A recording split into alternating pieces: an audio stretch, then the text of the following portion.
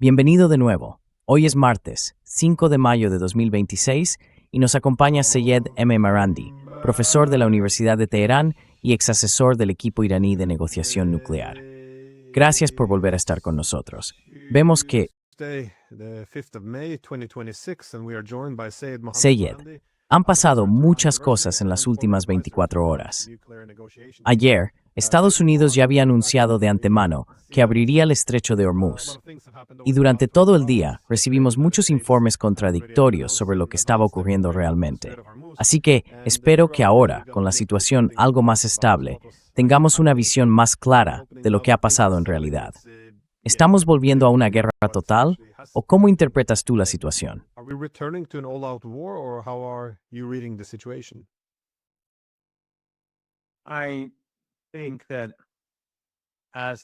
Creo que, tal y como están las cosas, nos estamos acercando a una guerra total. Lo que pasó básicamente fue que los estadounidenses, por la razón que sea, iniciaron una nueva fase de esta guerra al intentar llevar a cabo una operación para sacar barcos del estrecho de Hormuz o a través del estrecho de Hormuz, y no les salió bien. Lo que sí hicieron fue destruir embarcaciones civiles. Dijeron que habían destruido barcos militares, pero no había barcos militares. Irán no está utilizando sus barcos militares en estas circunstancias. Ahora mismo Irán solo está utilizando sus sistemas de misiles y de momento sistemas más antiguos contra Estados Unidos. Los misiles que los iraníes han lanzado contra los buques estadounidenses, por ahora, son disparos de advertencia. No quiere iniciar una guerra. Doesn't want to initiate a war. So it fires warning shots so that the Americans Así que disparan tiros de advertencia para que los estadounidenses que están en esos buques de guerra se pongan nerviosos, vean que Irán va en serio y se retiren. Pero lo que hicieron los estadounidenses fue bombardear los barcos que transportaban mercancías. Según las noticias que están saliendo, creo que murieron 5 personas, todas civiles. Pero claro, los medios occidentales no van a contar eso. Siempre se quedan con la versión oficial. Igual que cuando bombardean Beirut, dicen que son objetivos de Hezbollah o bastiones de Hezbollah. Aquí harán lo mismo, seguirán lo que diga el gobierno estadounidense. Pero los iraníes publicaron un comunicado sobre los Emiratos, echando la culpa a los estadounidenses. Ahora eso se puede interpretar de dos maneras, que de algún modo fueron los estadounidenses quienes lo hicieron, o que es culpa de ellos que se atacaran los objetivos emiratíes. Pero en cualquier caso, no creo que fueron los estadounidenses.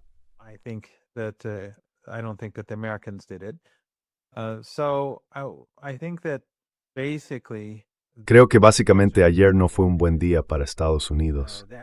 Los Emiratos, que son el representante del régimen israelí en el Golfo Pérsico, son aliados de ese régimen.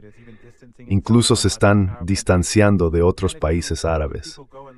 Y si la gente mira las redes sociales, que no son muy representativas porque las redes afines a los regímenes árabes están muy activas, hay que tener en cuenta que esos regímenes gastan muchísimo dinero en redes sociales, y que la gente puede acabar en la cárcel por lo que publica.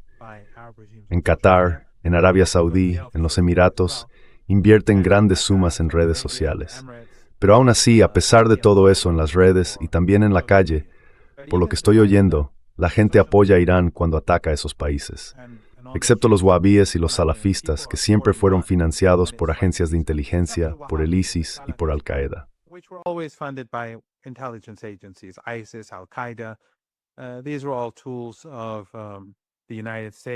Todas esas fueron herramientas de Estados Unidos y de sus aliados regionales. Esos sectores siempre atacan a Irán y apoyan a quien esté en el otro bando. Pero una gran mayoría de la gente en las calles, en todo el mundo, está con Irán frente a esos regímenes.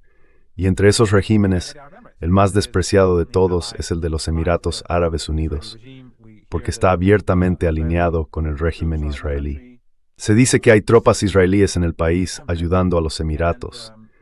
Además, los Emiratos incluso se han ido distanciando. Han salido de la OPEP y también de la Organización de Países Árabes Exportadores de Petróleo. Así que creo que al atacar objetivos emiratíes hoy en día, eso se percibe básicamente como atacar objetivos israelíes. In today's environment. So I think this was all a failure. Creo que todo esto fue un fracaso. Los estadounidenses no consiguieron que pasaran los barcos, asesinaron a un puñado de iraníes corrientes que transportaban carga en un barco o en un par de barcos. No estoy del todo seguro, creo que eran 2 barcos. Y nosotros estamos... La única diferencia es que la crisis económica mundial sigue creciendo. Se cree que en 1 o 2 semanas la crisis va a alcanzar nuevas dimensiones.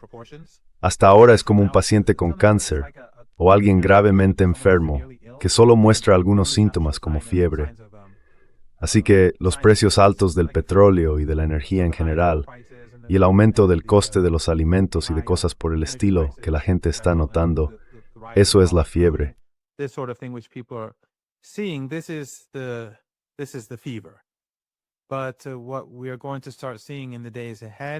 Pero lo que vamos a empezar a ver en los próximos días es el colapso de las cadenas de suministro, y después la economía global va a sufrir una gran disrupción, sobre todo porque hoy en día todo está muy interconectado.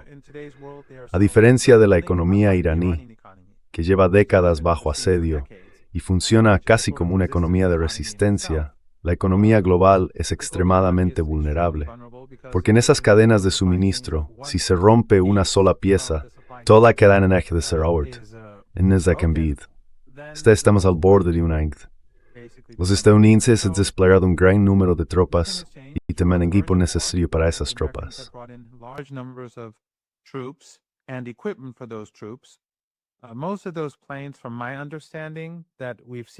Por lo que tengo entendido, la mayoría de esos aviones que hemos visto ir y venir por la región son de Estados Unidos o de bases estadounidenses en Europa y en otros lugares.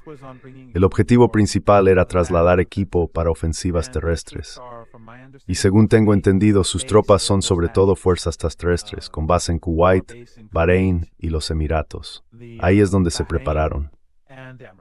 Pero por supuesto, también están implicados la Fuerza Aérea, los aviones estadounidenses y los de reabastecimiento, Arabia Saudí, el régimen israelí y por supuesto Qatar. Pero por lo que estoy oyendo, el foco está en las tropas terrestres y la mayoría de ellas se encuentran en esos países.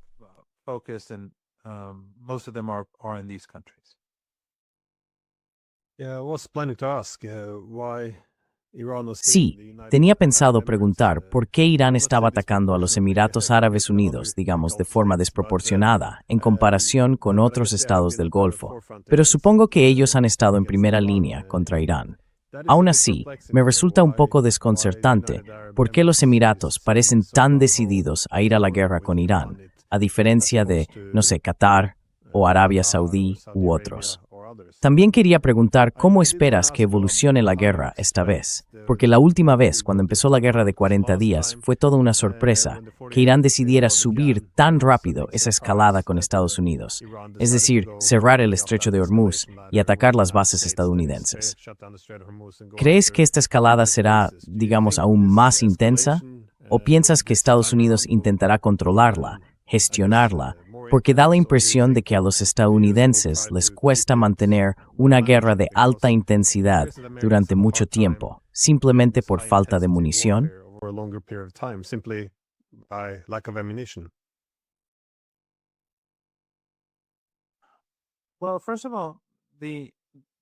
Bueno, para empezar, no debería haber habido sorpresa. Y sé que tú no te sorprendiste, pero yo por mi parte llevo diciendo que Irán va a paralizar la producción de petróleo y gas desde hace, no sé, unos 10 años, supongo. De hecho, recuerdo la primera vez que lo dije, se hizo bastante viral.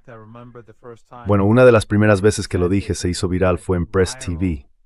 Se difundió mucho en los países árabes y en el Golfo Pérsico. Y mucha gente, amigos míos en esos países, o al menos conocidos, amigos y conocidos, me contactaron y me dijeron, ¿por qué dijiste eso? Y yo les respondí, porque es un hecho. Las bases están ahí, y seréis cómplices, y eso es lo que hará Irán.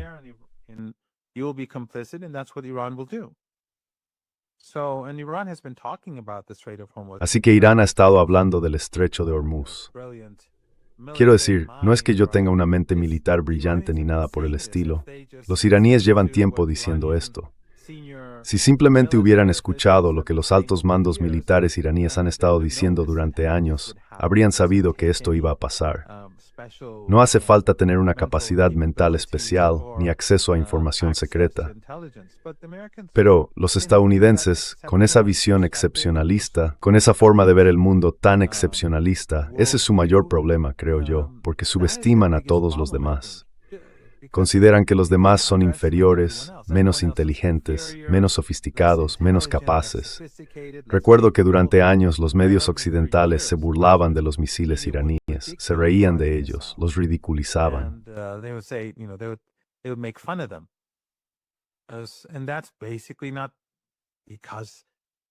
Y eso básicamente no fue porque tuvieran información de que esos misiles fueran inferiores, sino porque asumieron que tenían que serlo, simplemente por ser iraníes.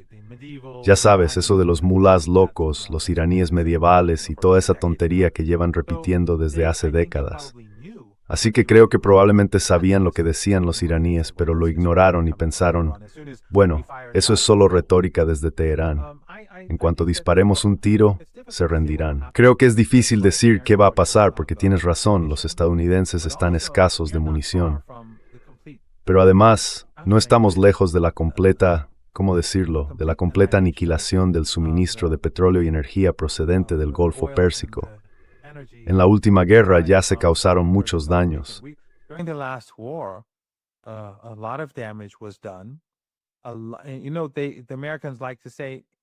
Ya sabes, a los estadounidenses les gusta decir, bueno, habrás oído a los estadounidenses decir que los pozos de petróleo iraníes están a punto de explotar, o que Trump dijo eso, lo cual es una tontería. Quiero decir, los iraníes están acostumbrados a las sanciones, a esas sanciones de máxima presión y a tener que reducir las exportaciones y luego volver a aumentarlas. Así que Irán sabe cómo manejar su producción de petróleo, sobre todo porque la mayor parte de su producción se consume dentro del país. Puede maniobrar, puede reducir la producción en un pozo y aumentarla en otro. Pero los demás países del Golfo Pérsico no tienen esa experiencia. Ellos, como forman parte del orden económico global liderado por Estados Unidos, llevan décadas produciendo petróleo. Y ya sabes, nunca se les ha pasado por la cabeza que pudieran tener ese tipo de problemas.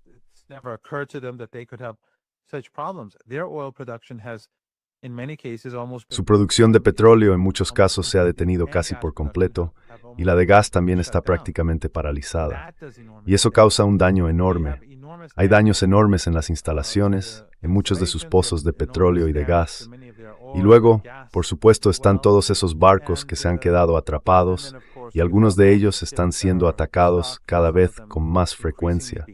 Cada pocos días, un par de barcos son alcanzados. Quiero decir, cuantos más barcos resulten dañados o destruidos, peor será cuando finalmente se reabra el estrecho. Así que si empieza otra guerra, creo que no tendremos más exportaciones de petróleo y gas al resto del mundo durante mucho tiempo. Y eso significaría una depresión económica global.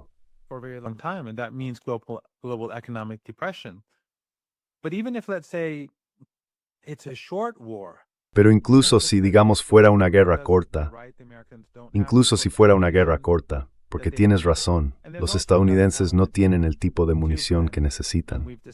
Y hay otro elemento aquí también, Glenn, y ya lo hemos comentado antes. No soy un experto militar, luché como voluntario durante la guerra, pero tanto tú como yo tenemos amigos en el ejército, y hemos estado en sus programas en línea o con ellos en Internet, y ellos coinciden con lo que digo. Me refiero a antiguos militares estadounidenses.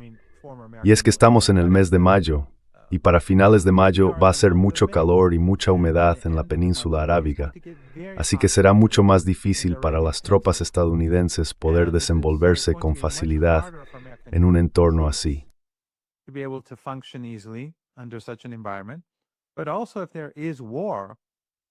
Pero además, si hay guerra y Trump decide atacar la infraestructura iraní, otra vez, ayer habló de borrar a la nación iraní del mapa. Quiero decir, es alucinante lo que pueden decir los estadounidenses y los europeos, y que en los medios nadie se escandalice. Ni un solo periodista tuitea indignado, ni nada parecido. Es como la matanza diaria que vemos en el Líbano. Ni siquiera se menciona en los medios occidentales. Los asesinatos diarios en Gaza, y nadie habla de ello. Es que ya sabes, vivimos tiempos muy, muy inquietantes. Al menos si uno mira a las élites occidentales. Pero bueno, si hay guerra y empiezan a atacar la infraestructura crítica de Irán, Irán sin duda responderá contra el régimen israelí, pero también contra esos otros regímenes. At the Israeli regime, but also at these regimes. And the weather in these countries it would become Y el clima en esos países se volvería insoportable. La gente no podría sobrevivir allí. Tendrían que marcharse de inmediato.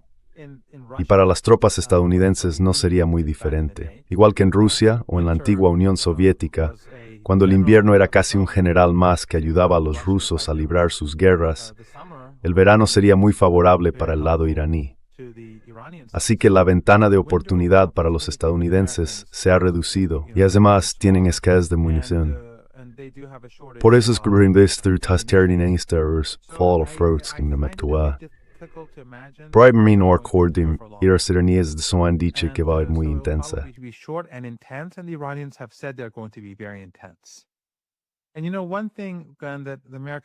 Y sabes, hay algo que los estadounidenses deberían valorar y es que cuando los iraníes dicen que están más preparados que antes, no mienten. Los iraníes no mienten sobre esas cosas. True Promise 2 fue muy diferente de True Promise 1.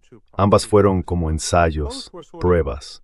Luego en True Promise 3 vimos durante la guerra de 12 días que Irán ganó esa guerra a pesar de que fueron golpeados con fuerza el primer día. Pero ganaron. Y después, en los 39 días de combates, también ganaron, sin ninguna duda. Y luego vino el asedio. Quiero decir, si el asedio hubiera sido tan efectivo, los estadounidenses no estarían provocando a Irán ahora mismo. Todo lo que tendrían que hacer es...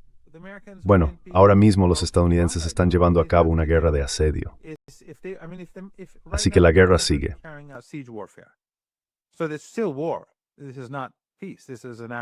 Esto no es paz, esto es un acto de guerra.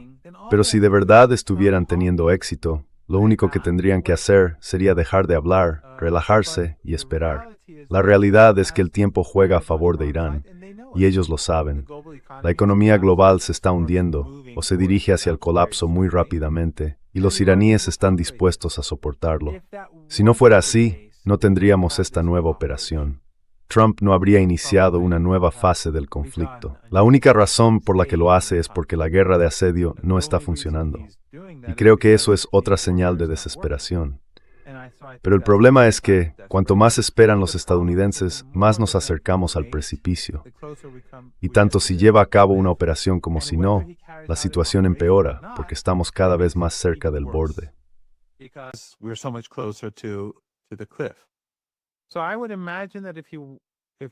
Así que me imagino que si él inicia una guerra por el calor, por la falta de munición y por la dura respuesta iraní, puede que no dure mucho. Pero no va a resolver ningún problema, porque al final la crisis tiene que ver con el estrecho de Hormuz. Y lo vimos en su operación. Fracasó. Nada cambió en el estrecho de Hormuz. Solo demostró que Irán tiene el control total. Y los Emiratos salieron muy perjudicados. Quiero decir, los daños sufridos por los emiratíes, impacto sobre lo que quedaba de sus exportaciones de petróleo en esas condiciones, con una escasez tan grande, fueron enormes. Y además, eso nos muestra lo que podría pasar fácilmente con Arabia Saudí, con lo que queda de sus exportaciones de petróleo hacia el Mar Rojo, si estalla un nuevo conflicto.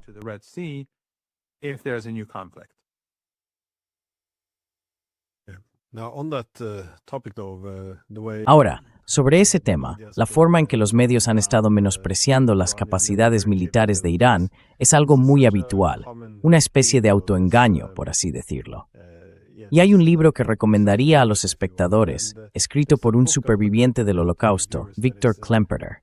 Escribió un libro sobre el lenguaje del Tercer Reich, y en él señalaba que cuando un bando se ve a sí mismo como superior, eso suele manifestarse en una especie de dualidad. Por un lado, un desprecio absoluto hacia los judíos por considerarlos inferiores, y al mismo tiempo, la idea de que eran una amenaza para la civilización. Y con Irán se ve ese mismo tipo de referencia entre superioridad e inferioridad.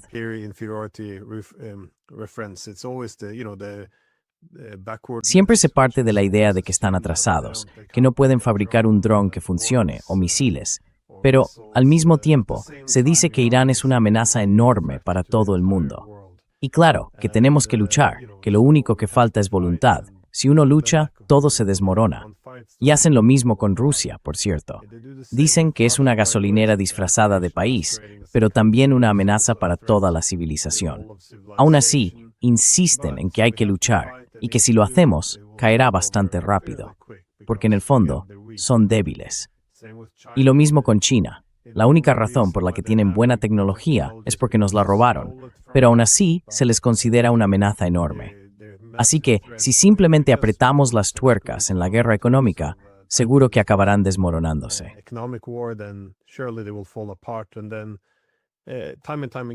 Y luego, una y otra vez, siempre se sorprenden cuando dicen, bueno, supongo que no era así.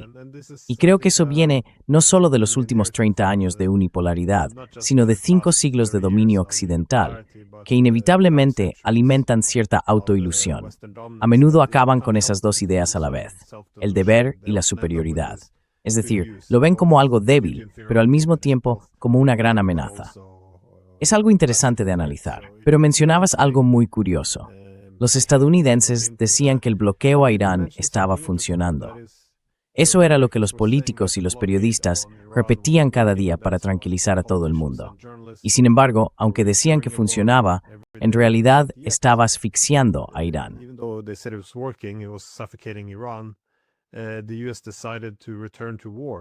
Estados Unidos decidió volver a la guerra, aunque en realidad no tiene un buen plan para ello. Parece una señal de que quizá no era cierto eso de que el bloqueo estaba funcionando. Pero ¿cuál crees que es el propósito? Porque saben que no pueden romperlo, supongo. ¿Era para poner a prueba a Irán, para ver si Irán se echaba atrás? Es difícil entenderlo, porque además fue Estados Unidos quien realmente quería que las negociaciones lograran el alto el fuego. Lo sabemos porque aceptaron el plan de 10 puntos de Irán. Entonces, ¿cómo se explica esto? Porque al final consiguieron su alto el fuego. Aprendieron que si vuelven a luchar, puede que no puedan decidir cómo termina la guerra ni cuándo, y aún así deciden volver a meterse en ella.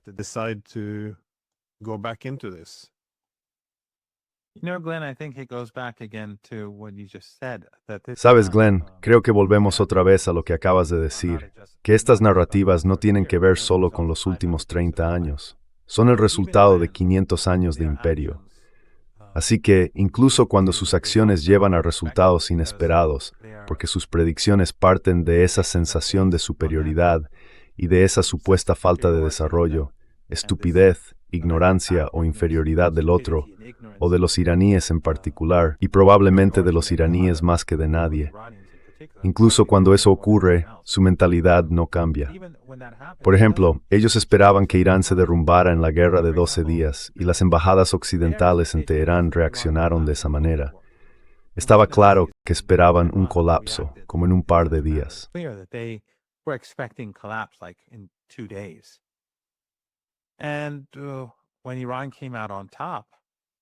Y cuando Irán salió ganando, eso no cambió la mentalidad. Así que se sorprendieron. Pero luego, cuando empezó la nueva guerra, la guerra del Ramadán, esos 39 días de combates, volvieron a esperar que Irán se derrumbara. Incluso amigos míos en distintas partes del mundo con los que he estado en contacto, todos me decían lo sorprendidos que estaban y lo sorprendidos que estaban los demás, de lo bien que actuó Irán y también Hezbollah, lo extraordinariamente bien que lo hicieron ambos. Así que uno pensaría que, eso llevaría a hacer cálculos más realistas, pero no. Cuando empezó el alto el fuego, los estadounidenses dijeron, ahora los iraníes están rotos, están contra las cuerdas.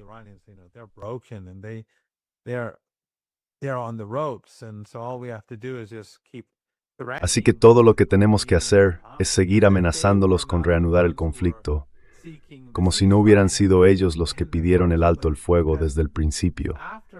Porque después de unos días, no paraban de enviar mensajes. Al parecer, después de 3 o 4 días, Wyckoff ya estaba mandando mensajes. Pero después de 10 días, sé que los enviaban oficialmente. Y los iraníes los ignoraron hasta más o menos el día 30, 34, 35, o así cuando los estadounidenses enviaron ese plan de 15 puntos e Irán lo Entonces Irán presentó su propio plan, uno de 10 puntos, y Trump lo aceptó como base para las negociaciones, como mencionabas antes. Así que fueron ellos los que querían el alto el fuego.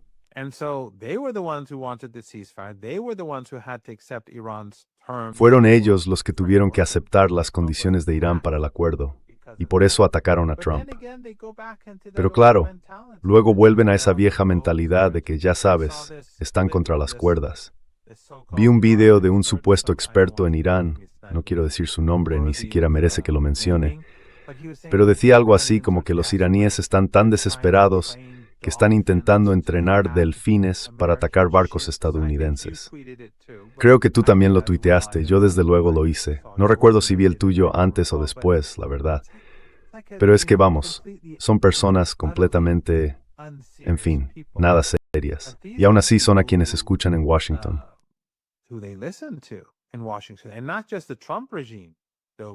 Y no solo el régimen de Trump, también el de Obama, el de Biden, el de Bush. Ya sabes, estos son como los expertos. O sea, vale, quiero decir, esto es algo muy soviético, por cierto. Tú lo sabes mejor que yo. Eso de que los delfines entrenados aspiraban a hacer cualquier cosa. Recuerdo que cuando era joven oí hablar de los soviéticos entrenando delfines para hacer de todo. Pero bueno, es una completa broma. Lo que intenta es dar a entender que Irán está desesperado. Y hay un interés claro detrás de esto, no solo por esa mentalidad orientalista, supremacista o sionista. Ya sabes, esa idea de que ellos son la raza superior y los demás somos inferiores, sino también porque están profundamente implicados en ello.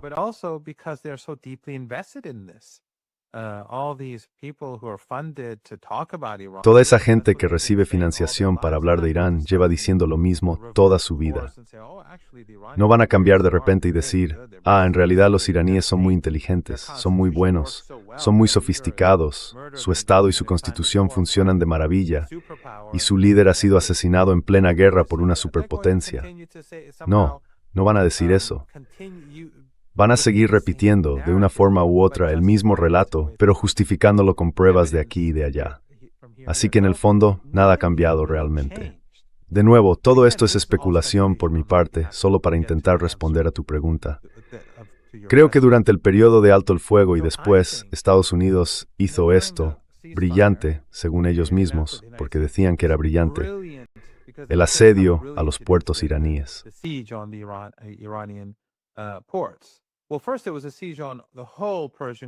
Bueno, primero fue un asedio a todo el Golfo Pérsico, y luego pensaron, bueno, eso no es muy inteligente. Así que cambiaron y dijeron que era solo sobre los puertos iraníes. Vamos, que demuestra lo brillantes que son. Y después dijeron, esto es genial, esto es brillante. Pero a ver, es completamente absurdo porque si de verdad querías hacer eso, tendrías que haberlo hecho el primer día de la guerra, no ahora. Así que el estrecho de Hormuz estuvo cerrado básicamente para todos, excepto para Irán, durante años, bueno, unos 50 días más o menos. Y recuerda, decían que habían levantado las sanciones al petróleo iraní. Y afirmaban, mirad, somos listos, en realidad esto perjudica a Irán. Pero lo cierto es que Irán estuvo vendiendo su petróleo durante esos 50 días a un precio altísimo, antes de que atacaran los productos petroquímicos iraníes y todo lo demás.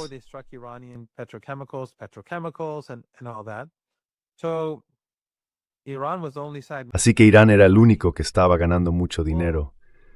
Bueno, eso tendrías que haberlo hecho desde el primer día, porque ahora mismo Irán tiene mucho dinero. Y además ya ha vendido todo el petróleo que tenía en los mares, y algunos de los rusos también, por cierto. Pero Irán tenía mucho más, y eso es otra muestra de lo grave que es la situación. Porque Irán ya no tiene nada. Irán tenía casi 200 millones de barriles en el mar. Y los rusos tenían una cantidad considerable, no tanta, pero no sé exactamente cuánto era. Y todo eso ya se ha acabado. Se ha terminado. Así que los mercados se están ajustando cada vez más. Pero en cualquier caso, si querían estar, quiero decir, los iraníes estaban preparados para eso.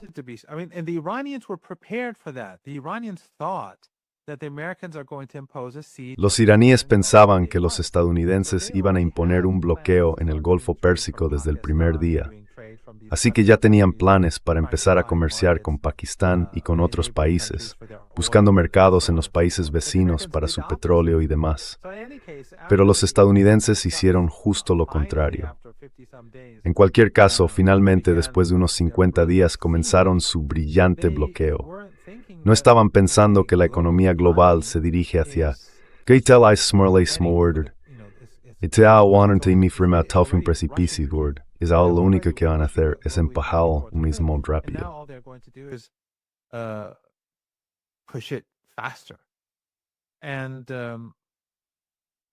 Y bueno, creo que pensaron algo así como, impondremos un asedio. Los iraníes están desesperados, necesitan una salida. No son como nosotros, no podrán resistir.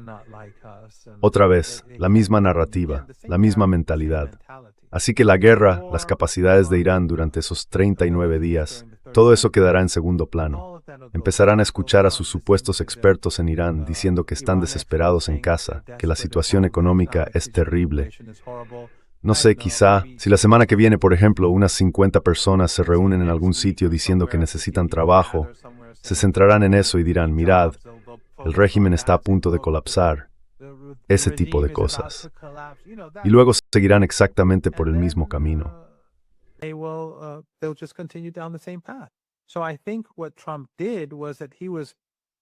Creo que lo que hizo Trump fue que, bueno, esta es mi suposición, perdón por esa introducción tan larga y desordenada. Creo que quería ver si los iraníes reaccionarían o si, por el contrario, se sentirían intimidados y les permitirían hacerlo, porque sinceramente no le veo sentido de otra manera. Quiero decir, no ha cambiado nada que haga posible que los estadounidenses simplemente entren y se lleven esos barcos. El ejército iraní está preparado. Desde el alto el fuego han estado trabajando día y noche para reconstruir sus recursos y también para desarrollar nuevas capacidades. Así que lo único que se me ocurre es que él y su equipo pensaban que Irán tenía miedo, que Irán no quería una guerra.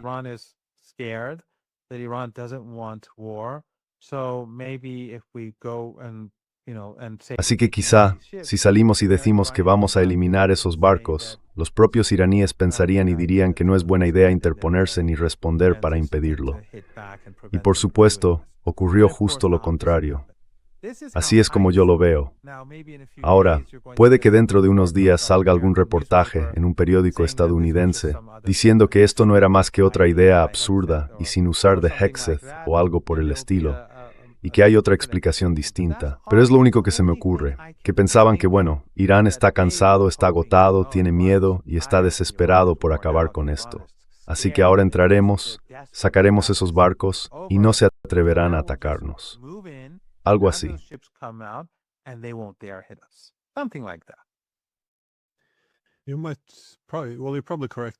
Probablemente tengas razón en eso, que esto fue simplemente Trump intentando tantear el terreno para ver si Irán lo dejaba pasar. Porque una vez que estallaron las hostilidades, parecía que Trump tenía cuidado al hablar de una violación del alto el fuego, e intentó restar la importancia, ya sabes, minimizar lo grave que había sido realmente lo ocurrido. Esto es justo lo que cabría esperar de alguien que está probando los límites y luego intenta dar marcha atrás. En cambio, Lindsey Graham y los israelíes están ahora gritando a pleno pulmón que ya sabes, esto es una violación, que ahora tendremos que volver a la guerra.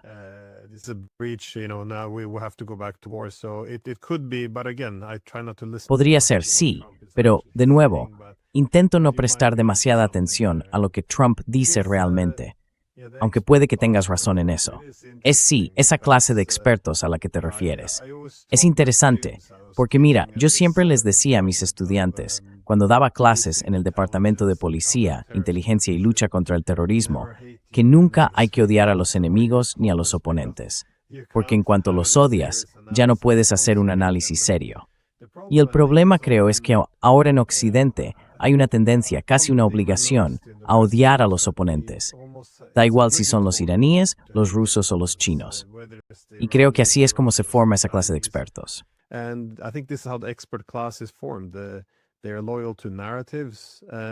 Son leales a las narrativas y por eso los vuelven a traer como expertos, porque ayudan a mantener y a gestionar esa narrativa. Pero de nuevo, es obligatorio odiar al oponente. Esa es una parte muy importante del relato, que ellos son malvados y débiles. Y sí, creo que esa es una de las razones por las que todo el análisis y por tanto las políticas que se derivan de él son tan terribles. Mi última pregunta, sin embargo, es si harías alguna predicción. Sé que a la mayoría de la gente no le interesa, pero si ahora volviéramos a una guerra total, ¿qué crees que pasaría esta vez? ¿Piensas que el Mar Rojo se cerraría rápidamente?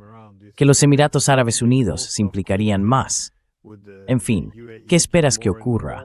¿O qué podría pasar si seguimos por ese camino? What might happen if we go down that path? Well, the UAE is not important. It's Bueno, not much los Emiratos Árabes Unidos no son importantes. No hay mucho que puedan hacer. No tienen nada que aportar al esfuerzo bélico de Estados Unidos. Es difícil decirlo. Depende de cuánto dure la guerra y de hasta qué punto los estadounidenses decidan escalar.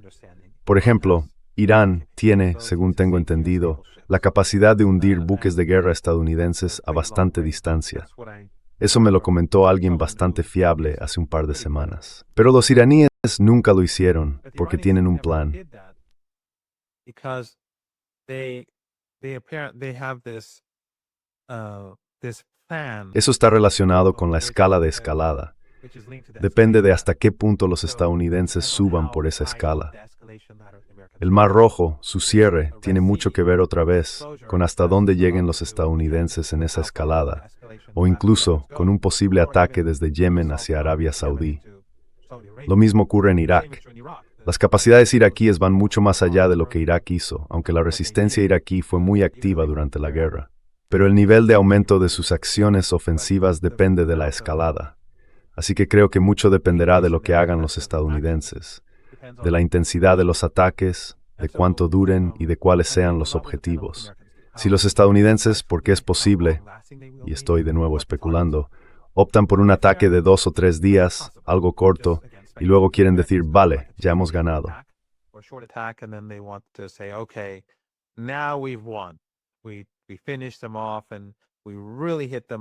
Los acabamos y les golpeamos con fuerza. Y si ellos no atacan nada como infraestructuras críticas, eso provocará aún más daños.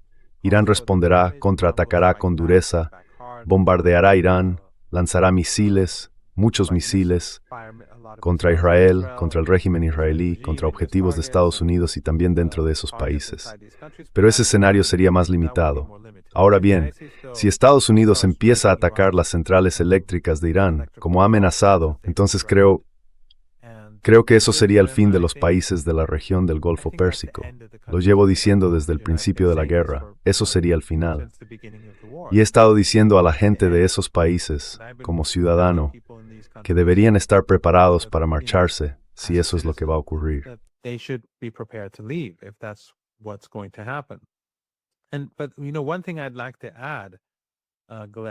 Pero hay algo que me gustaría añadir, Glenn, y es que Irán ha sido muy cuidadoso con los objetivos civiles. Nosotros tuvimos unas 3.400 personas asesinadas por los estadounidenses y los israelíes, con la complicidad de esos regímenes árabes, incluido Jordania. Si miras las cifras en el Golfo Pérsico, el número de personas que murieron como resultado de los ataques de Irán, y vimos los daños que causaron desde Kuwait hasta los Emiratos, fue de unas 20 personas o incluso menos de 20. Así que Irán siempre ha sido muy cuidadoso en no atacar a civiles. Pero la única manera de evitar que los estadounidenses intenten aniquilarnos, devolvernos a la edad de piedra o hacer desaparecer nuestra civilización, es la amenaza de represalias.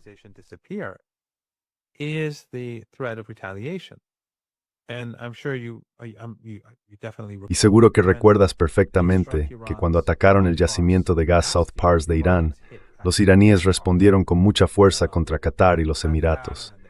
Y luego Trump publicó ese mensaje en Truth Social diciendo, yo no sabía nada de esto, Netanyahu no va a volver a hacerlo.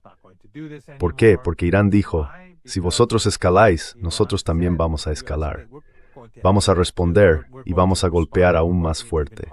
Así que, si atacan la infraestructura crítica de Irán, Entonces Irán va a atacar la infraestructura crítica de Israel, pero también la de esos regímenes, justo en un momento en que es invierno y el mundo depende mucho y espera que todo esto termine para poder recibir energía de la región del Golfo Pérsico.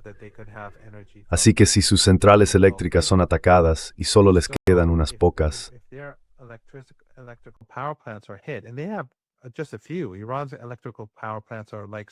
las centrales eléctricas de Irán están repartidas por todo el país. Tienen, no sé, unas 80 o 90 plantas. En el Golfo Pérsico solo hay unas pocas, y son muy grandes. Así que si Irán las ataca, se quedan sin electricidad. Ahora bien, las instalaciones de gas y petróleo también pueden ser objetivo, y con un solo golpe podrían hacer retroceder a Qatar 20 años. Pero si destruyen las centrales eléctricas, entonces todo el mundo se marchará. Hará muchísimo calor y humedad, y los soldados estadounidenses tendrán que irse. Ese sería un escenario completamente distinto.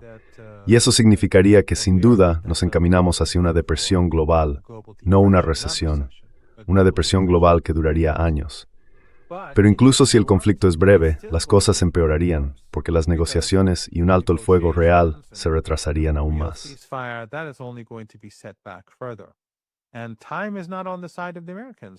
Y el tiempo no está del lado de los estadounidenses. Si lo estuviera, como comentábamos antes, no habrían empezado todo esto. Trump no habría lanzado esta nueva operación.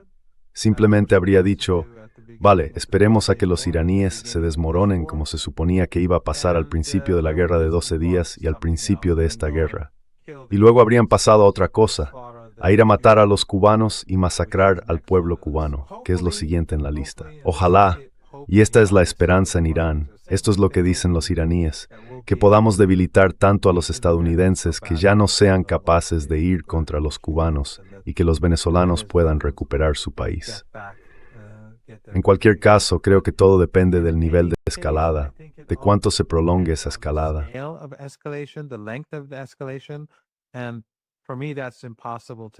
Y para mí eso es imposible de evaluar porque Trump es simplemente Trump.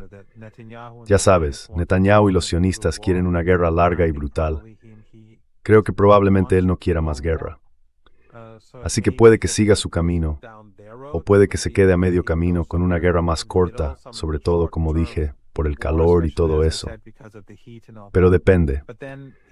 ¿Va a ser intensa o no tan intensa? Y el hecho de que Trump dijera que eso no fue una violación del alto el fuego, aunque sí lo fue, y fue él quien lo rompió, pero el simple hecho de que lo minimizara, no quiero sacar demasiadas conclusiones, pero sea cual sea la razón por la que lo dijo, demuestra que está preocupado.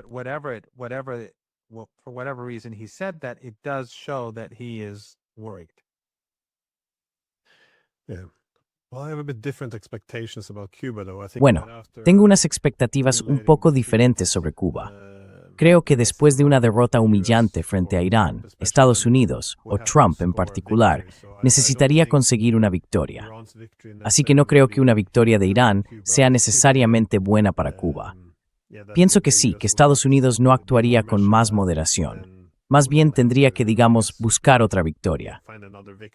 En fin, muchísimas gracias por tomarte el tiempo tan temprano en el día para hablar conmigo. Y bueno, cuídate mucho por ahí. Espero de verdad que esta guerra no se descontrole.